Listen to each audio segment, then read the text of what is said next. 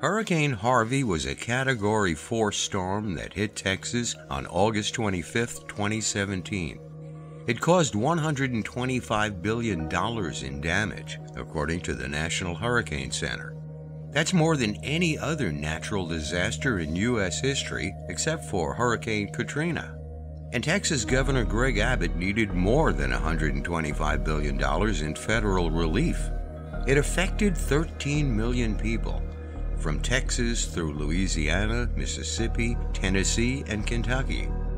As of October 13, 2017, at least 88 people had died from the storm. Hurricane Harvey made landfall 3 times in 6 days. At its peak on September 1, 2017, 1/3 of Houston was underwater. 2 feet of rain fell in the first 24 hours. Flooding forced 39,000 people out of their homes and into shelters. Dallas created a mega shelter for 5,000 evacuees out of its main convention center.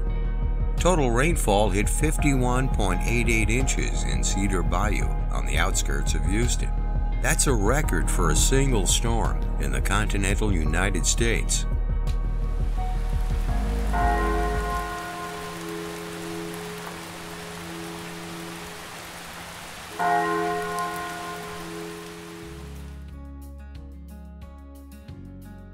After many long months of planning and setting the logistics of a volunteer trip through Catholic Charities in Houston, Texas, the DeSales Media Group was ready for the opportunity to participate in rebuilding and assisting the communities affected by Harvey's aftermath in Texas.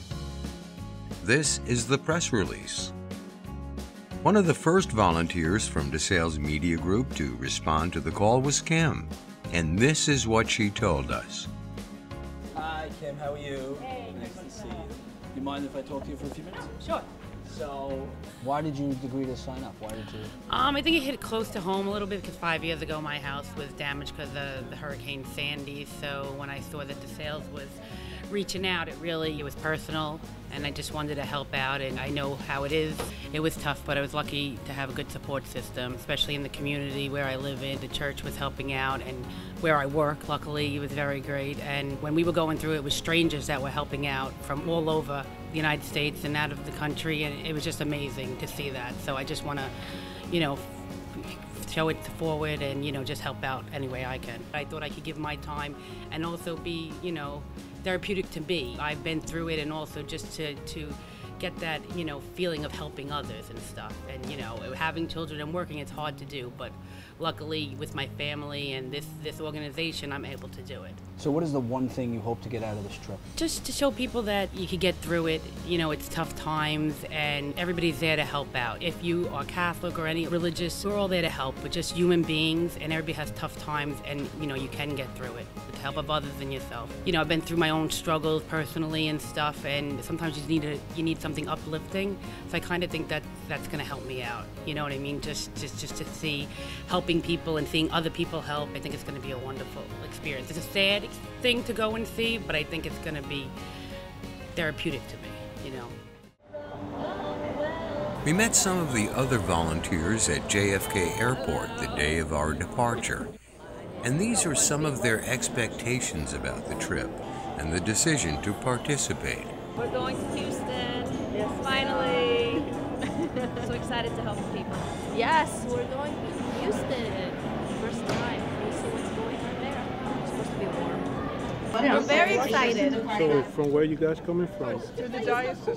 ¿Y usted es periodista? Yes, but I am excited too because I'm going to help to people in Houston. We are going to do a great job, I know. I worked for 30 years, and I would have had to say no to a trip like this, but now I can say yes. It's an opportunity to give back, and it's a great chance for me, and I'm excited. I have the time, and so I just figured, why not? Why not? It's a good thing. It's a blessing to do, so to help other people. I'm a widow, live by myself, and thank God I have the time. And I said, okay, let's go see. Traipsing around in the muck, what it's going to be like. Because in the past, I've actually seen God in the people that I help. I've gotten so much more back. The ability to see God's joy in the midst of devastation.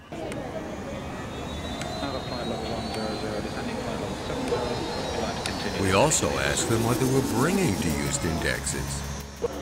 Peace. A little bit of help. Peace and unity. Some helping hands.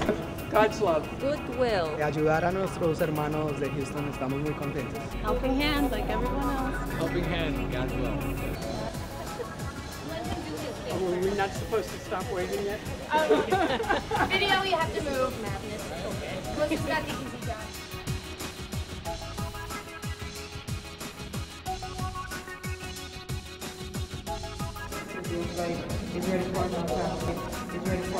Hola.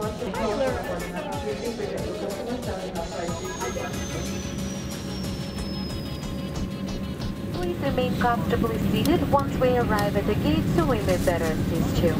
At this time, you're welcome to use your cell phones if it's readily accessible, and if you connect into another JetBlue flight and would like to check on its status, you may visit jetblue.com from your mobile device. On behalf of all of us at JetBlue Airways and Fox Crew, thank you for joining us this evening. We hope you fly with us soon again. Hello, we just arrived to Houston, Texas.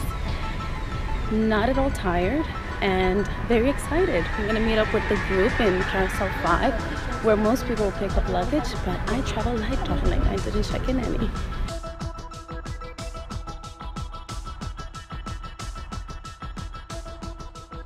Houston, Texas. We're downtown now, having just arrived at the airport. A group of 19 volunteers from the Diocese of Brooklyn brought together by DeSales Media, all with one mission. We're all ready to help.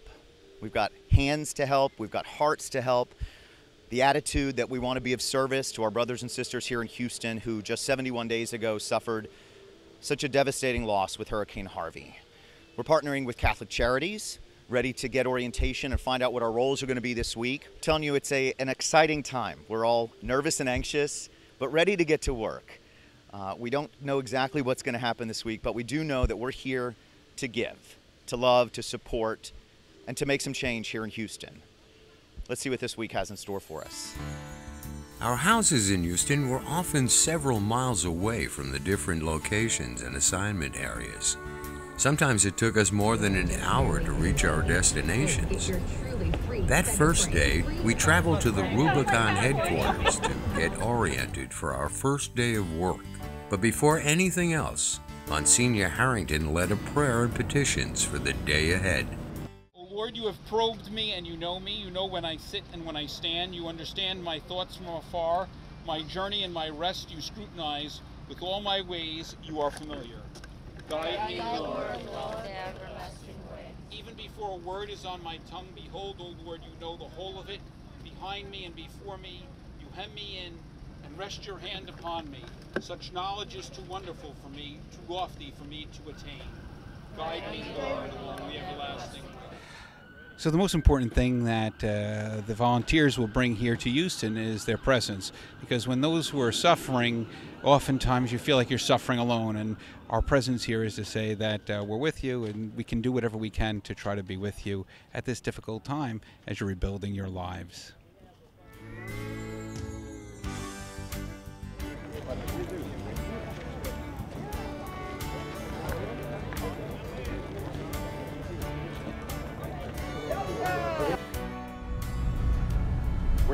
We're from different groups here, obviously, but for today and for every day that we will work with you, we're going to be one group, and we're going to show the Catholic Charities a good time this week, the TR style. So you might know what PPE is, personal protective equipment. Whatever PPE I deem necessary, I want to see at all times when you're in the house. Kim, we're here on day one of our volunteer effort.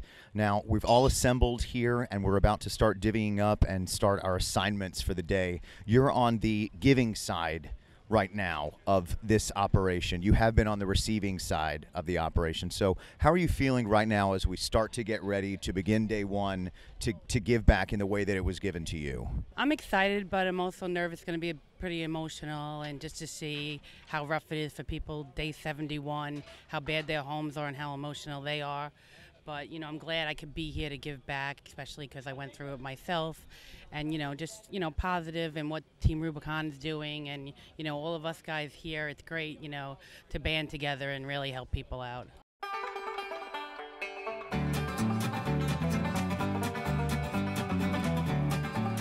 Junction 102? Yep. I'm going to go right on 102? We traveled to Wharton, an area of West Houston where some 3,000 homes suffered severe flooding. Here is what we saw 71 days after the disaster hit the area.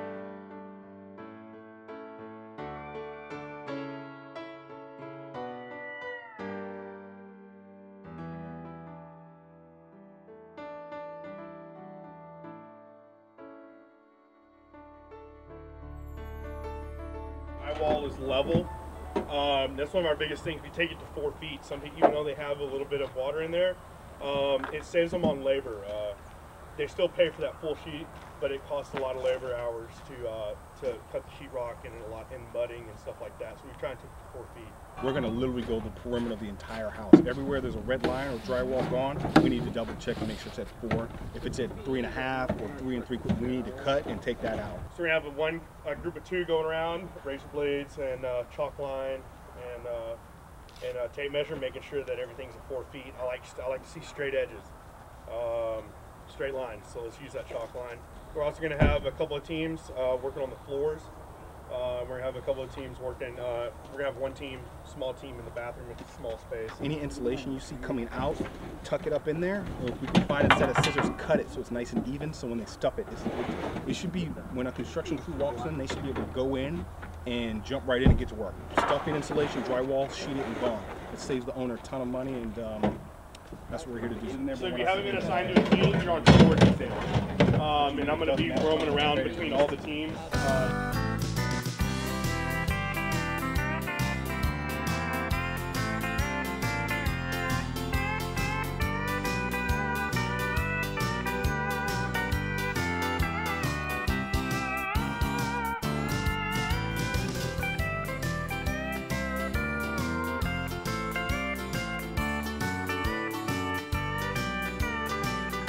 The brotherhood of mankind was palpable every step of the way.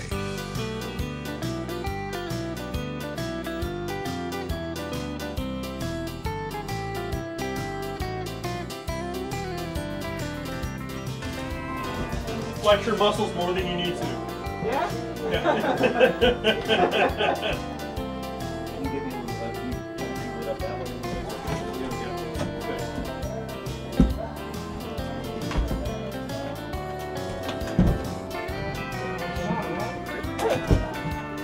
Make it come out.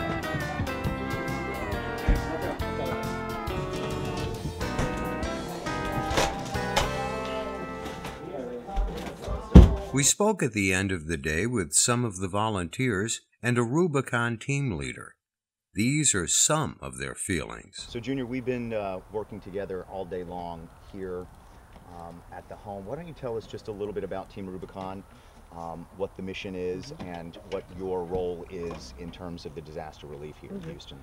Team Rubicon is a veteran-led disaster organization. We started 7 years ago in 2010 after the earthquake in Haiti. We serve a dual mission. Not only do we come out and get ready to rebuild after disasters, we also help veterans and other people who don't really have a place. One of our sayings is, disasters are our business, veterans are our passion. And that's really what we focus on. There's something about coming out and helping people that really helps you heal yourself. When people get out of the military, they don't really have a place to go. They feel like they lost that sense of purpose. I'm a civilian myself, but I never felt like I had a sense of purpose until I joined TR. And coming out and helping people with groups like Catholic Cares and other organizations like AmeriCorps, stuff like that. It's so great to see people really feel what it's like to be a savior to a lot of people. I've been on a lot of disasters, and it's very hard to keep it all together. Even after 20 disaster operations with TR, it still gets you every time you show up and people's lives are in shambles. One of the things I like to say is we meet people on their worst day.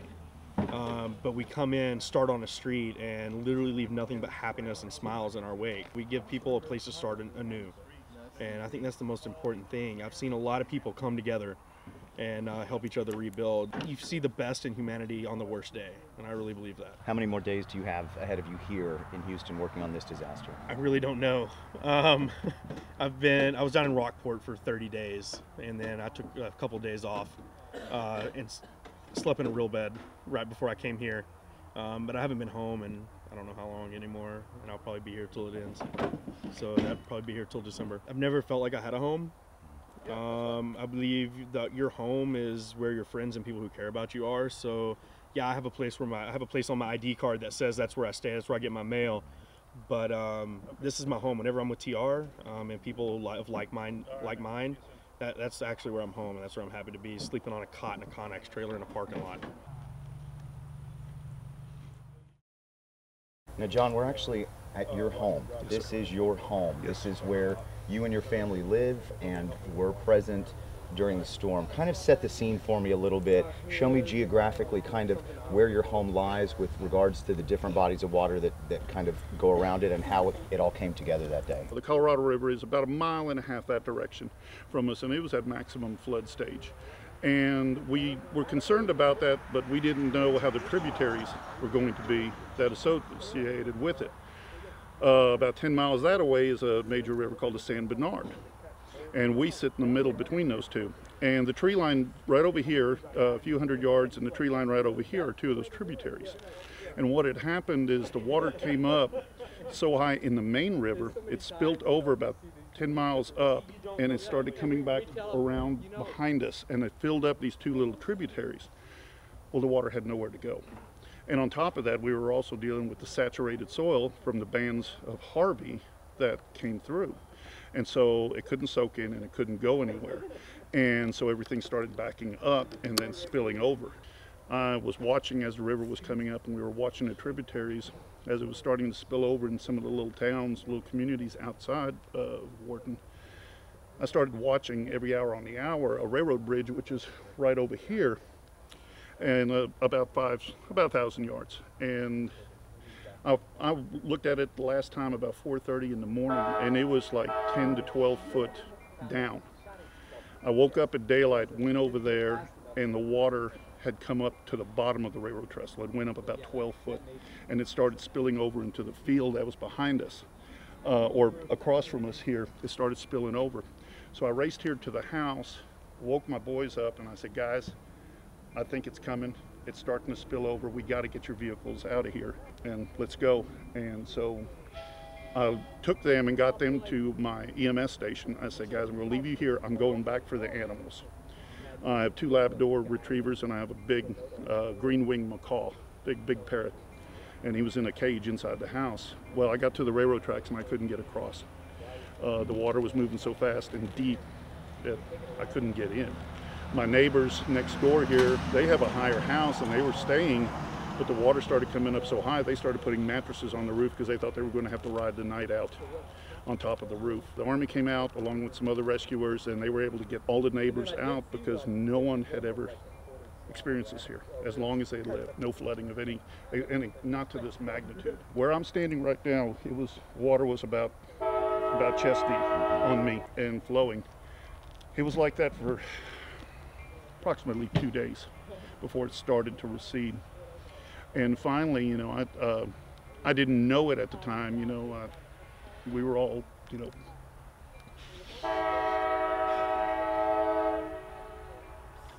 we thought we lost the dogs and everything because Highway Patrol did a flyover the house, and they were checking all their employees' properties. And they said, John, I'm sorry, but it came to your eaves. But it must have just been an angle of the helicopter that it looked that way, because when I finally got, the neighbors finally called me and said, we got one of your dogs. We got it. It came out, swam over, got on the truck, and I was like, all right, thank God. And but we couldn't see the other one. And I said, great.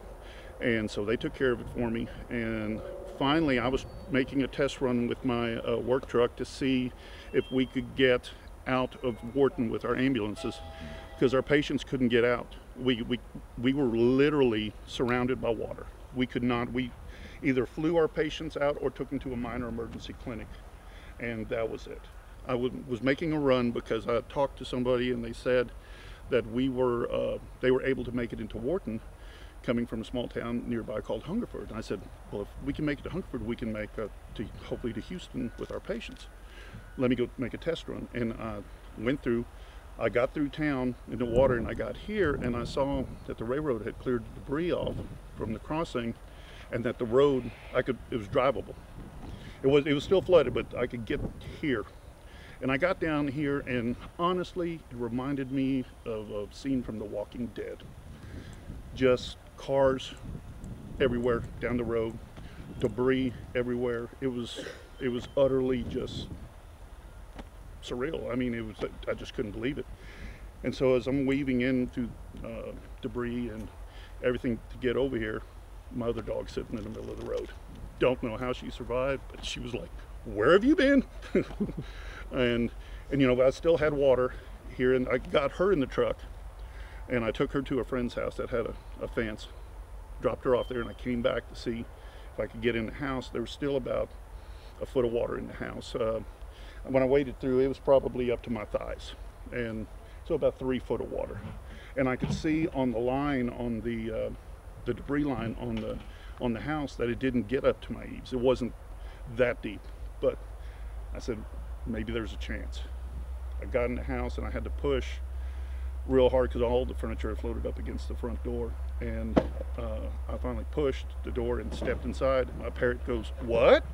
And his name is Bud, and I go, hello, Bud, and he goes, hello, Bud, and just started talking and gabbing, but you could see he was traumatized, but we were so thankful. I mean, that was all family. I didn't care about the rest of it. I didn't care we didn't have contents insurance. We were going to make it. So I got him out on the concrete out here. It was still in water, but I couldn't take him because his cage was so large. But Texas A&M had a animal rescue team here, and they came and got him out, got him treated, antibiotics and everything, got him taken care of. But when we got here, we were about 3 days behind everybody else who had already started mucking out their house and getting all the stuff out. And you know, you walk in there, and it's first thing I opened was my garage, and I looked out there, and it's like, where do you even begin? You're a roller coaster of emotions. Where do you start? What you do? And you know, somebody said, we're coming to help you. I said, no, I got it. There's more people that need the help than me right now. And they said, no, we're coming. And I had to swallow my pride because I wouldn't normally ask anybody for any help. But you know what? Didn't have a choice. I had to. The way I looked at it is, you know, yeah, I got hit hard, lost everything, didn't have any contents insurance or anything like that. But I'll be able to rebuild over time. There's some people that lost everything that had nothing to lose, you know, and those were the most important people, you know, that I thought that needed the help. But you guys came out, and second time, you don't know how thankful we are, you know. We're happy to be here. How do you feel? How's the day been? And what are you thinking and feeling inside after day one? Honestly, it's extremely emotional to see what these people have gone through. And to hear someone like Junior talk about his experiences here, I have to say was very touching. And being here, I always said I always wanted to do good, and that's why I'm here to do good, as little as I can. But I feel that I'm doing something. What did you think when we opened those doors and we saw this home that looks like a home from 4 feet up, but from 4 feet down, it looks like the remnants of a home? I thought it was extremely shocking. I never would have believed that that's what that hurricane and that flood did. It was just eye-opening, extremely eye-opening. And I just feel for the people that live down here. I feel for the people that live in this house and the other homes that were so destroyed. And I only hope and pray that through our work, as little as it is, we bring a little bit of hope to them. You ready for day 2 through 5? I am, but I'll know now that I need to take it a little bit easier and not try to solve everything at once. It is hard work. But it's good work. But it's amazing work. Amazing work. I'm so happy for Catholic Cares, and that's because of what they're doing. So, thank you. Kim, we're just wrapping up day one at location one of our efforts here with Catholics Care. How do you feel? How have you felt today, and what have you seen? We've seen a lot because we got to talk to the homeowner, so I think that made it give it an emotional tie to it. You know, we came in and a lot was done, and Team Rubicon really took over, and you know, we were just there to help out.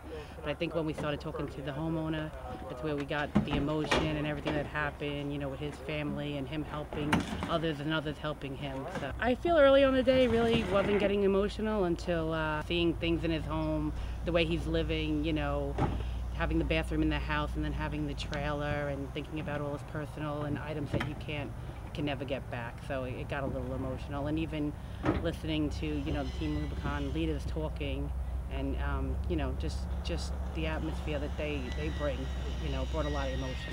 You feel good about the work that we did here today? Yes, no, it's amazing, and just everybody around has been amazing. It's been a great experience.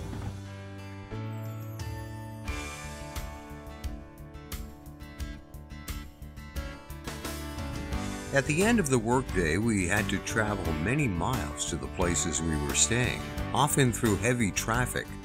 The drivers were the same volunteers that were sweating through a full day of intense work like everybody else, so cheers to them. At home, we were getting ready for dinner time, but first, Monsignor celebrated evening Mass in our house. Let us pray. Almighty and merciful God, graciously keep from us all adversity, so that, unhindered in mind and body alike, we may pursue in freedom of heart the things that are yours, through our Lord Jesus Christ, your Son, who lives and reigns with you in the unity of the Holy Spirit, one God, forever and ever. Amen. Amen. So you're called to be the body of Christ into the world, and so that's indeed what you have been doing today, and will continue to do all week long. And so I'm grateful to you for your ministry. The Lord be with you. With the Spirit. God bless you, the Father, and the Son, and the Holy Spirit. Amen. Mass is ended. Go in peace. Thank you, everybody.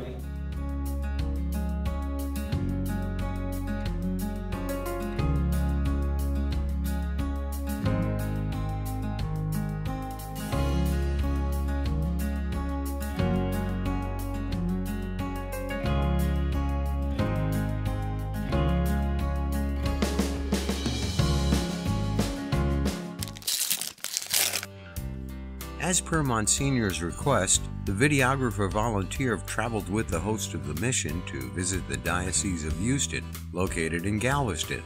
This is an area that knows the impact of natural disasters through history very well.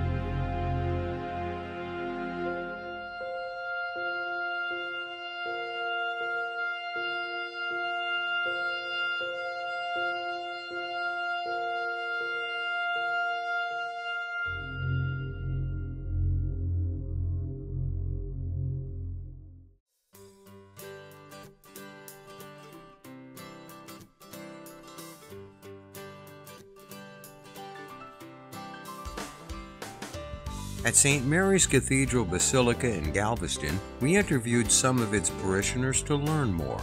Listen to them share their impressions about the city, the parish, and their life experiences.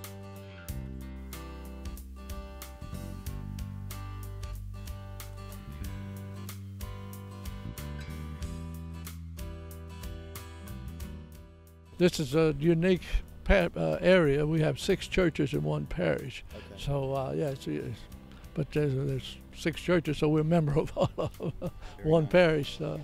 Holy Family Parish. There's no damage. The church is in pretty good shape. They just, it hadn't been too long ago, they had it redone after Ike, Hurricane Ike. So. Almost everybody has helped in some, or even knows somebody that's gone through this. No matter who you talk to, it's either a friend, a family member, a friend of a friend, they know somebody, and everybody has pulled together to help the church and the community. Galveston wasn't affected as bad as all the people in mainland, and it affected people from Mexico all the way through the east coast of the United States. It was a really bad storm, mostly the rain. It had 50 inches of rain, and that's a lot of rain, Some low areas might have had some problems, but I don't think we had 20 inches, which is still a lot of rain. Harvey went around us, it came in, then went back out of the Gulf, and then it came back in around Beaumont, somewhere back in there. But the people up in Dickinson, League City, Beaumont, it was just horrible. I mean, it was just unbelievable. Some places that have never, ever, ever, ever flooded. Ike was horrible. We thought we'd leave for the weekend and come back, and, well, we came back with just what we had on our backs, and this island was devastated. And, when you see it on the news, sometimes you hear about Katrina, and you hear hardly anybody ever hears about Ike.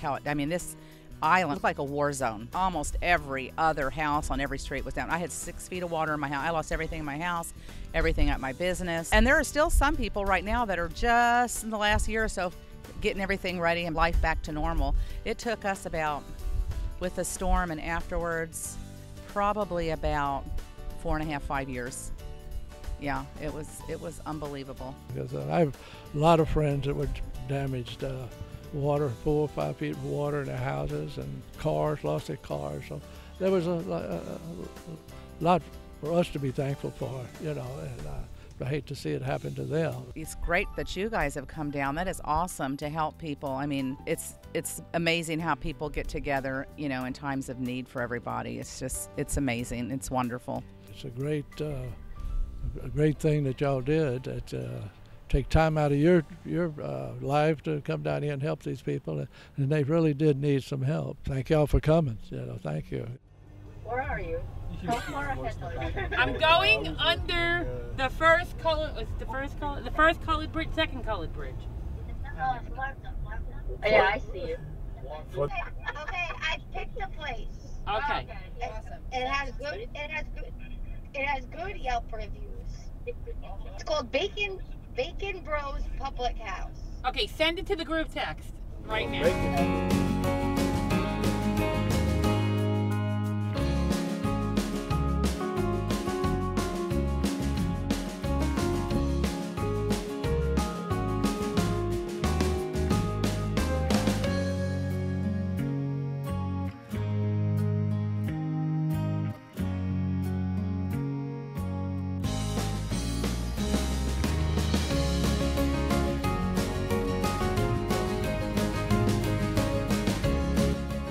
There was a time we worked directly with Catholic Charities, and here we are at their headquarters in downtown Houston.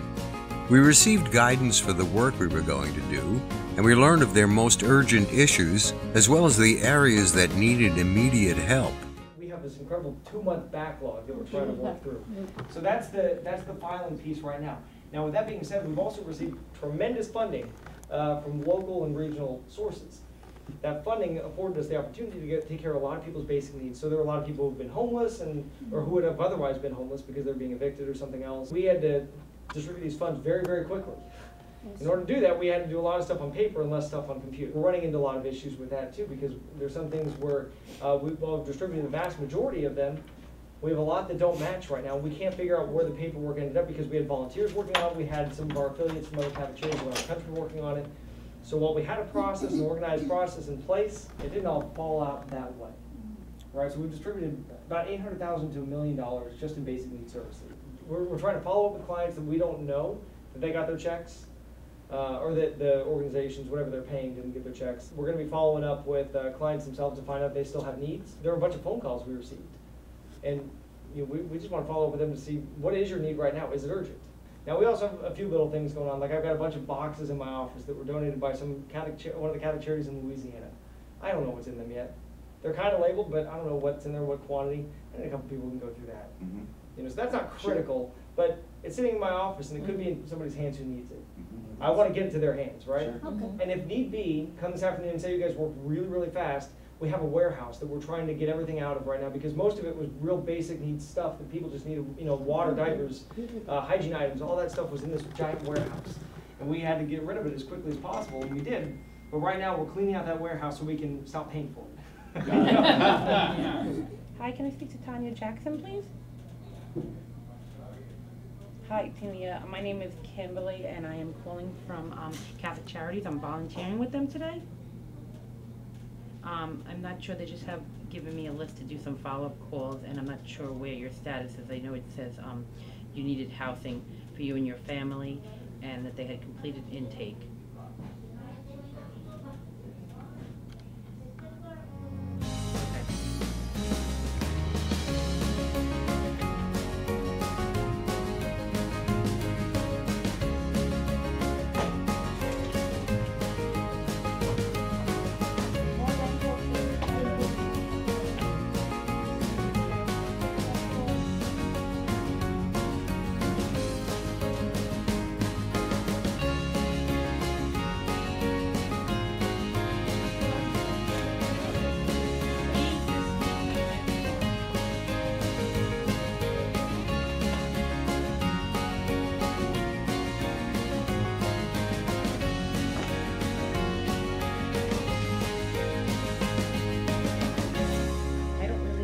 Crucial work was done at their offices, as well as at their warehouse, as we will see shortly.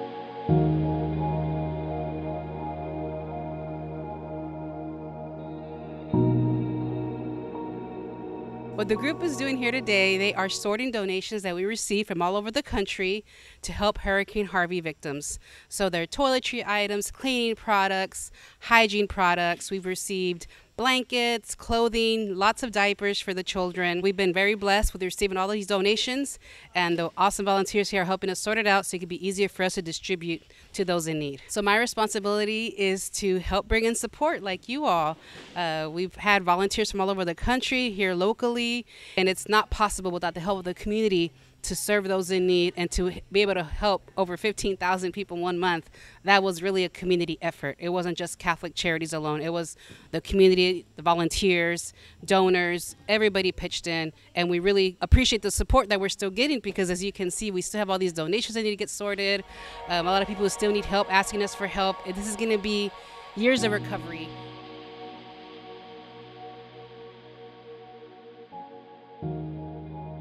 We're now back at Wharton. This time the work consisted of extracting old and damaged insulation from underneath the houses, with temperatures reaching over 95 degrees Fahrenheit outside.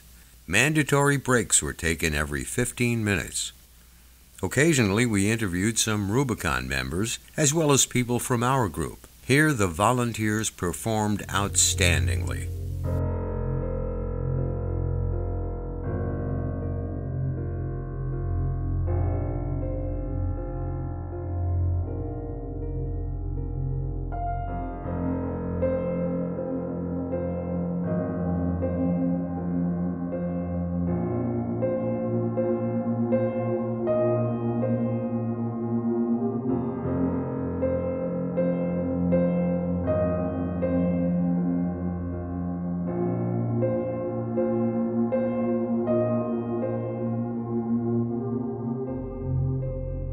It is hard work, but at the same time it is rewarding. And yesterday we actually went to Catholic Charities down in Houston, and it was good because we were able to help out with the filing and getting the cases in order so they can manage it. And I think like either the hard work that we do outside and the work that we're doing in the office is very helpful for the people. It can make a big difference. few days of being in Houston, I first initially wanted to know what the devastation was and how severe it was. You know, my initial thought process was just, you know, coming in to give to people and just kind of bring awareness to Houston, because it's still in devastation and they still need help. I feel like I'm getting out of it is humbleness. The idea of just seeing that a lot of people lost a lot of things, and they're still trying to reconstruct their lives means a lot and says a lot. So that's what I'm getting out of it. Well, I live in Florida, so I've been through many hurricanes in my years there. And I see the devastation and the help that just everyday citizens could use. So coming here and seeing the vast amount of damage and just terrible situations that a lot of people are in, it's our honor and our privilege to be able to come here and to help everybody. There's the amount of need here, even after months and months, it keeps us all coming back. You want to just keep helping.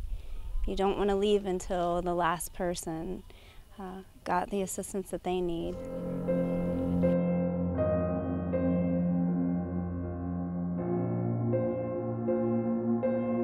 How you feel when you compare these to what happened to you today? Yeah, it's different because I think what happened to me, I had all these people helping me and I wasn't getting down and dirty.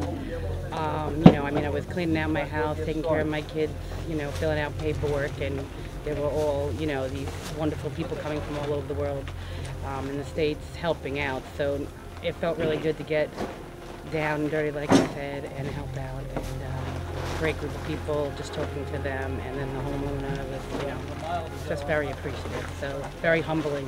I'm glad I had the opportunity.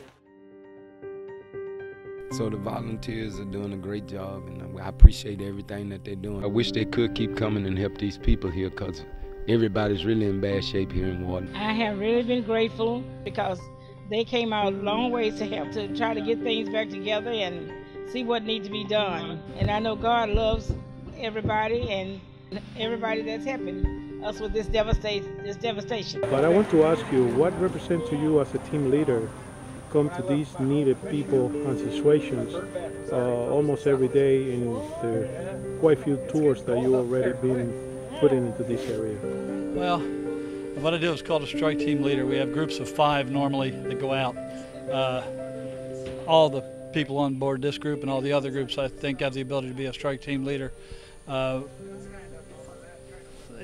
We're kind of put in a position of making the first contact, and that's, you asked me what I get out of it, that's probably the best thing. You walk in, you get to talk to these folks, and I think that's one of the most important things that we have to do, is talk to them, listen to them more than talk, find out what they want, and be able to accommodate as best we can. And as I said just a couple of minutes ago, the lady behind me, that smile she just gave me, that's all you need. We had the privilege of not only working with Rubicon, but also with Team All Hands. First, as usual, we met them at their headquarters, and we were told where and how to do the work. And this is how the day went.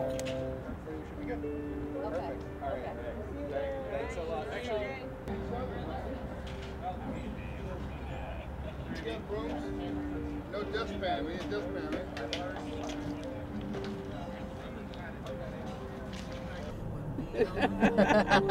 We're being videoed in the car.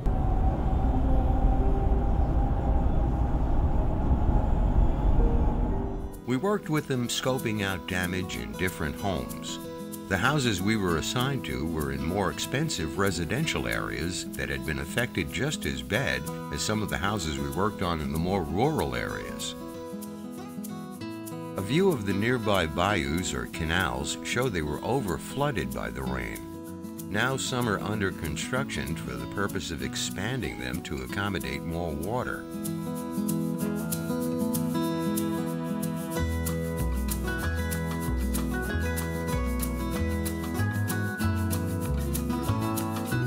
My girlfriend and I had been traveling the world for 9 months. Literally, the adventure of a lifetime.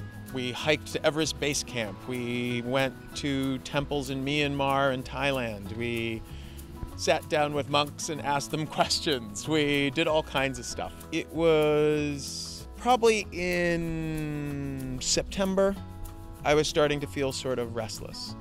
And I've always tried to live a life in service. And what I found was that having spent 9 months just doing my own thing whenever I wanted started to make me feel a little empty, a little restless. And she suggested that we find a group where we could volunteer, especially as we were in Colombia and it seemed like there was disaster after disaster and just things were happening all over the globe. And we found ourselves coming back to the States for a couple of weeks. We signed up with a bunch of different organizations and All Hands was the first one to contact us. This creates a bounty for me that is almost endless. Someone said to me that it's really hard to be kind to strangers and people who have done you wrong if the well in your heart is sort of not full. And this work really gives me just endless joy and fulfillment. The following are the final thoughts of this experience from the participants. After several days of intense work and rewarding human interaction with a community in need. Monsignor Harrington came up with this idea. He remembered that during Sandy, people of all faiths came to help us. And so he wanted to set up a volunteer trip so that Catholics could be seen out there working and helping others. So really it was just a form of giving back to others who have helped us. He set on this mission right after Hurricane Harvey hit. And I started calling Catholic Charities in Houston, Texas, but of course they were dealing with a disaster. The first couple of weeks were very slow. We could not even reach them. And if I would call, I would get a call back maybe a week later. So it was very slow to start, and actually I was sort of nervous that I didn't know how we were going to pull this off. I certainly did not want to come to Houston, Texas with a group of volunteers without knowing that we would definitely have work to do. Because in talking to Catholic Charities, they had told me that this is not their expertise to be mucking and gutting flooded homes. They have to work with other groups and connect their volunteers to other groups in order to get this work done. But one of the things they told us from the very beginning was that they would be able to give us free housing at, and it's these homes behind me right here. And this property is property that Catholic Charities owns. This development is foster home community, and they own some of the homes here. And they had told me that if you come this year before the holidays, that would be great because the homes are going to be sold. We knew that we would definitely have homes and places to stay, and that we should definitely get work. And sure enough, once we got here, we would just find out on a daily basis what our assignment the next day was going to be, because the situation is fluid with all the teams that are working out there and what their needs were. I was in touch with Catholic Charities not only for many weeks before the trip, but every single day, several times a day while here in Houston. And they connected us with two amazing groups, one called Team Rubicon and one called All Hands, All Hearts. Many of us had never ripped sheetrock off of a wall. I didn't realize that sheetrock, after banging it so much with the hammer, eventually gives way. So that was certainly a new experience for most of us. And the days of the muck and gut were quite exhausting for everyone. Despite the exhaustion, everyone has pretty much told me that they're glad that they found out about our trip and that they signed up, and that it's just been a wonderful experience. And just the idea of community and all being together for a week. I mean, most of us were strangers. We never knew each other, and I feel like now we'll never forget each other because of the kind of experience that it's been here in Houston, Texas. What I'm taking back from this trip was just a deeper appreciation for both cities, a deeper love for the people in Queens and Brooklyn, and a deeper love and appreciation for the people in Houston, the people that we got to encounter, the people who shared their story with us, a part of their overcoming the struggle that they had to face after Harvey. Just changed my perspective on just everything, the little things and the simple things in life. Well, for me, it was kind of going full circle just because of the things I've been through, and I'm really taking positivity back. We saw hard times, but nobody here was angry. I mean, they were upset, but they really were positive and thankful for all the help they're getting, and they saw hope at the end. And the people we met, between the volunteers from the Diocese of Brooklyn and the volunteers from all the other organizations and the homeowners, were really amazing. And you just saw that, you know, the human race, there's so many good people out there. When there's tough times going on, everybody bands together. So just positivity and just a feeling of hope and goodness. I mean, it was the best experience, and I'm so glad I got the opportunity to do it and share it with a great group of people. What I'm taking with me is all the good that we did together, because we came as a group, you know, the 18 special, as we said here. We all came and we all have different abilities, you know, no matter the age difference. And what I'm taking with me really is just all the good that we did, you know, as a team, the people that are in the houses, and all the smiles and all the hugs that we got from them. I could leave today and leave knowing that I left someone ready for the next step, you know, which is something great for me. I am so filled with, I don't know, peace, joy, love. This group that we've been with, the Special 18, is an amazing group of people. The workers from Team Rubicon and Helping Hands, so much love I saw being poured out to people we don't know, to strangers. And to me, that's what God called us to do, and I thank God for that. Thank you all for being here this week, for taking the time, because a week is a long time in all of our lives. And especially at this point in time, this right before the holiday season, this is a big commitment to make. And you all chose to make this commitment for this point in time in your lives to help us down here in the lost land of Houston. I mean, the spirit that you guys have brought to us, and just the willingness to do anything. I know you have a spirit of service and the love of Christ in your heart and everything that you're doing. And you bring, absolutely, right? But you bring that in everything that you've presented to us, whether it was going from mucking and gutting a home that, you know, maybe made you want to lay down at 5 o'clock instead of 10 o'clock at night. Yeah. You know, to having an unexpected visit to the office where you're making phone calls and filing paperwork. Right. Not a one complaint. It was all done with the spirit of joy and excitement, and that carries over to us. Thank you for welcoming me as a part of this group from day one and involving me in the process and all this, Adriana. My goodness, all the work that you did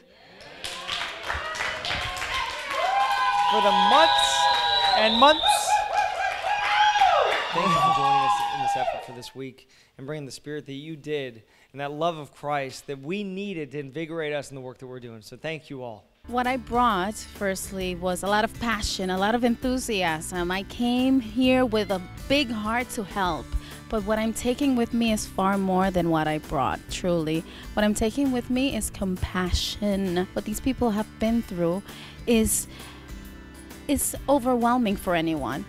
So if we feel for them, we can truly help them because we can put ourselves in their situation. One of the things that really struck out to me constantly, not only with the families that we were able to encounter, but also with the people that I was able to work with, is that whenever you want to do something, as long as you have motivation, perseverance, and purpose, you can really do so much. When there is that desire that God places in our hearts to do something for the other, to give ourselves to the other, it can really make us do things that we ourselves can't even imagine. And I think all that is only provided by God. God is the only one that gives us that desire, that purpose, and that motivation.